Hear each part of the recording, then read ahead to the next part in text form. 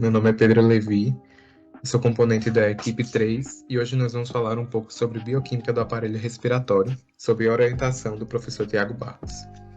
Bem, eu vou falar um pouco, sobre transporte de gases, e a hematose pulmonar, que também é denominada como respiração pulmonar, ela pode ser conceituada aí como um processo químico molecular, que visa aí a estabilização, das trocas gasosas, ou seja, do O2 e CO2, que no caso é o oxigênio e o dióxido de carbono, a fim aí de manter o equilíbrio ácido-básico. Então, o que é que acontece? O sangue, venoso, ele vira agora sangue arterial. E o transporte, de O2 e CO2 pelo sangue, ele depende muito de fatores, como podemos ver aqui, a ocorrência de difusão, ou seja, que vai aí do meio menos concentrado, para o mais concentrado, com o intuito aí de igualar, as concentrações sem a utilização, de proteínas transportadoras. O fluxo de sangue, e também é importante nós sabermos que existem algumas maneiras, pelas quais os gases, eles podem ser encontrados no nosso organismo, como, por exemplo, o gás dissolvido, que determina a pressão parcial do gás, o gás ligado às proteínas, como, por exemplo, aqui o HBO2, o HBCO e também o HBCO2. E também o gás quimicamente é modificado, como, por exemplo, o CO2, quando é transportado como HCO3, que, no caso, é quando o dióxido de carbono ele é transportado como bicarbonato de sódio. Eu sou a Vitória Pedra e irei falar um pouquinho sobre o transporte de O2, que é feito através do processo de respiração. Bom, através do processo de respiração, o oxigênio O2 chega aos alvéolos pulmonares e, por difusão simples, o O2 passa do alvéolo para o capilar sanguíneo. Bom, o transporte começa a ser realizado imediatamente quando o oxigênio expirado ao nível dos pulmões, os alvéolos, onde se difunde para o interior dos capilares e para o sangue, faz com que ele seja transportado para as células, sendo transportado de duas formas. Uma que equivale a 97%, sendo então o principal modo de transporte, que é a sua associação com a hemoglobina, que mais à frente eu irei falar um pouquinho, que é a molécula na qual o O2 tem grande afinidade. A outra é a qual equivale a 3%, e sabemos que o oxigênio é relativamente solúvel na água, sendo o transporte feito pelo plasma. O transporte de gases respiratório é essencial para a manutenção da vida. Cada molécula de hemoglobina é capaz de transportar 4 moléculas de oxigênio.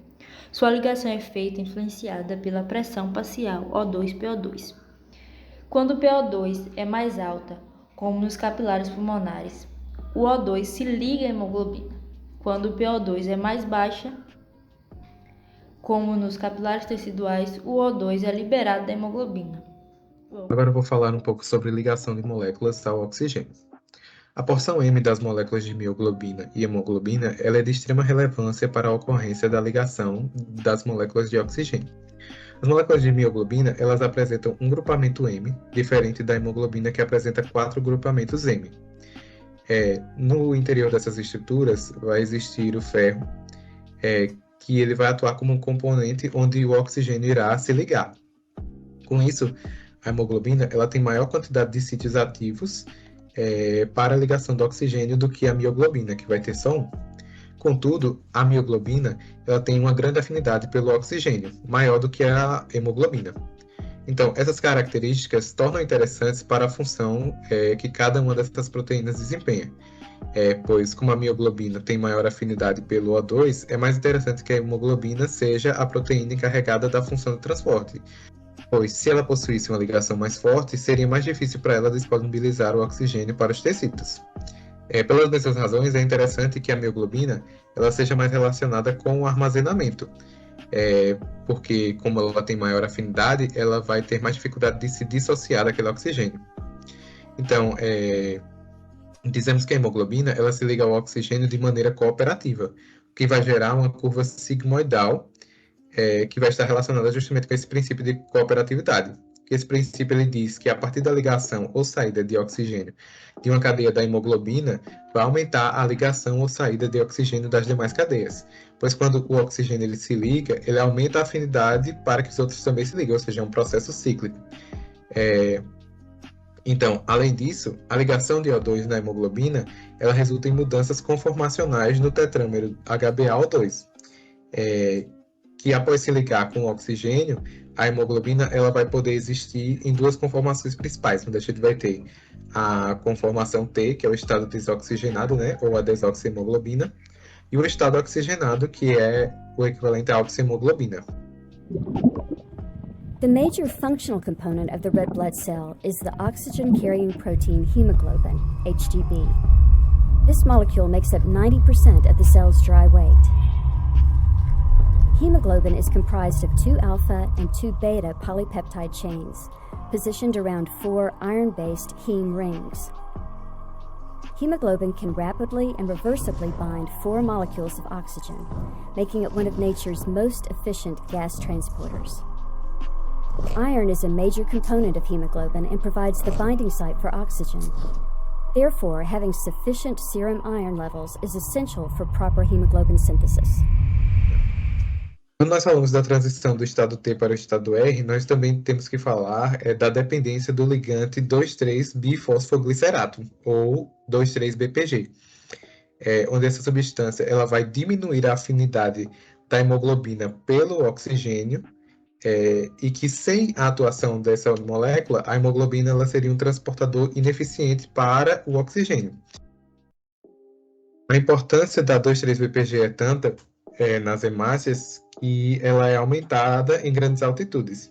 Então, quando você está em um ambiente muito alto, aumenta a liberação do oxigênio.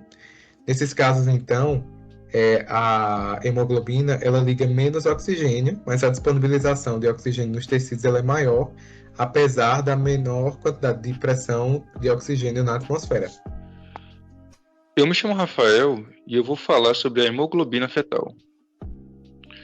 Nós sabemos que a hemoglobina é uma proteína quaternária, ou seja, ela é formada por 4 subunidades. E o que diferencia a hemoglobina fetal da hemoglobina normal são diferenças nessas subunidades.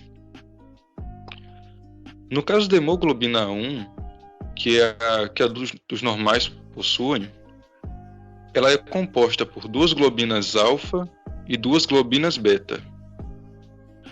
Enquanto que a hemoglobina fetal, ela é composta por 2 globinas alfa e 2 globinas gama.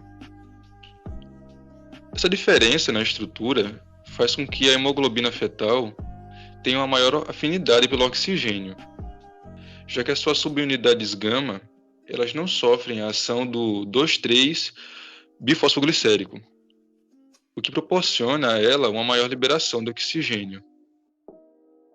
Outra informação importante sobre a hemoglobina fetal é que após o nascimento, a quantidade dela vai decaindo no organismo e vai decaindo até chegar no valor normal para um adulto, que é de 0,1 a 2%.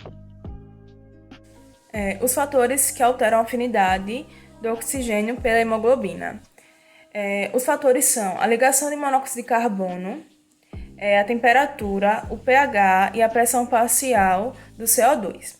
Na ligação do monóxido de carbono, o monóxido de carbono vai se ligar à hemoglobina e a molécula de hemoglobina vai se combinar com o oxigênio, formando carboxiemoglobina.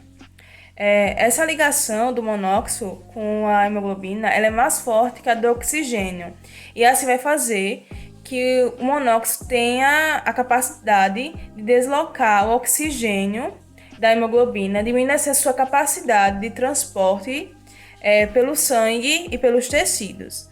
Já no pH, interfere, pois o pH básico ele vai deslocar a curva para a esquerda, assim aumentando a afinidade e, consequentemente, diminuindo a sua disponibilidade nos tecidos.